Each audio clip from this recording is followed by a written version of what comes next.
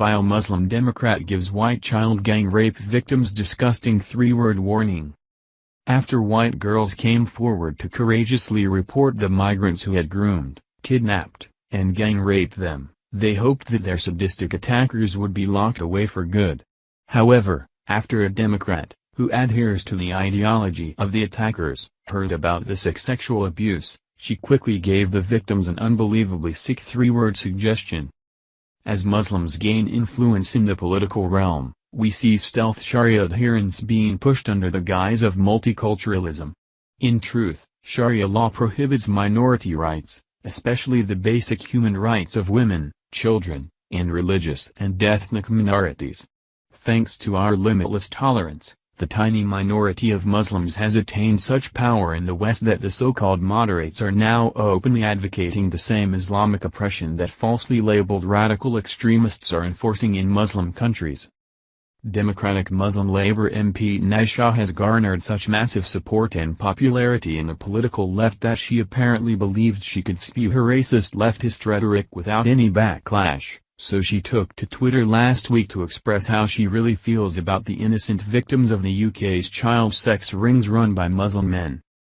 Daily Mail reports that on August 17, Shah shared a comment on Twitter telling child sex abuse victims of Rotherham's Muslim grooming gangs to shut their mouths for the good of diversity. The 43-year-old Democratic MP, who is a rising star in the UK, had liked and retweeted the comment before deleting all evidence of her appalling behavior just minutes later. Although Shah attempted to convince her followers that her liking and sharing the outrageous statement were both accidents, the disturbing incident follows her penning an open letter blatantly attacking criticism of the Muslim gang rapists who targeted children. Solely concerned with defending Muslims and their ideology that allows child rape, Shah wrote an article for The Independent filled with politically correct nonsense and outright falsified rape statistics. Such an incendiary headline and article is not only irresponsible but is also setting a very dangerous precedent and must be challenged, Shah said. She argued that nearly 90% of child abusers are white men, but we wouldn't suggest that white people are raping children and/or use the whole community to describe the actions of a few criminals. That would not only be horrific but simply put, it would be ridiculous. However, Shah's calculation is not only wrong but more appropriately describes Muslims in the UK. Despite making up just 5% of the overall population, the UK's Muslims account for roughly 90% of convicted grooming gang rapists. Of course, Shah wasn't done making a fool of herself.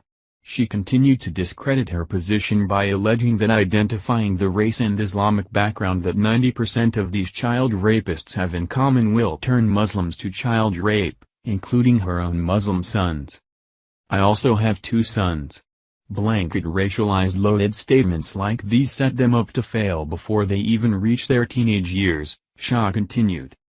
Hypocritically, after her racist and sexist statements attacking white females, Shah chastised Daily Mail for reporting her own words, alleging that the media is trying to silence those that challenge racism and sexism. Shah then conveniently cited her sex and race as proof that she is not only the victim but could not possibly be racist and misogynistic.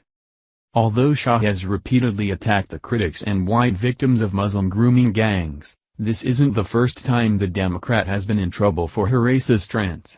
In fact, Shah was suspended in 2016 for making anti-Semitic posts on Facebook.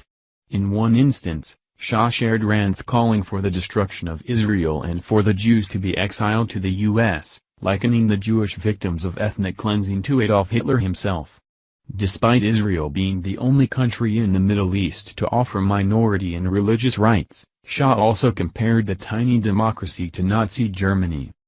However, Shah was reinstated, and although she has continued to display racism and misogyny, she remains a representative of the party. Shah has since apologized for her anti-Semitic sentiments but, at the same time, alleged that she wasn't at fault because she didn't mean to upset the Jewish people.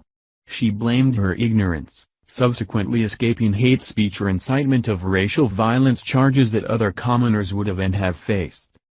As for her recent remarks, Shah hasn't apologized but maintains that both her actions were accidents, claiming that she didn't mean to hit the buttons to like and retweet the comments, which were meant by the original poster to satirically point out the left's hypocrisy on Muslim criminals. In fact, Shah didn't even seem to realize that the comment was a parody, which just goes to show how she is willing to silence rape victims of Muslim migrants by shouting racism at every turn. Thank you for watching this video. What do you think about this? Share this on Facebook and Twitter along with your comments.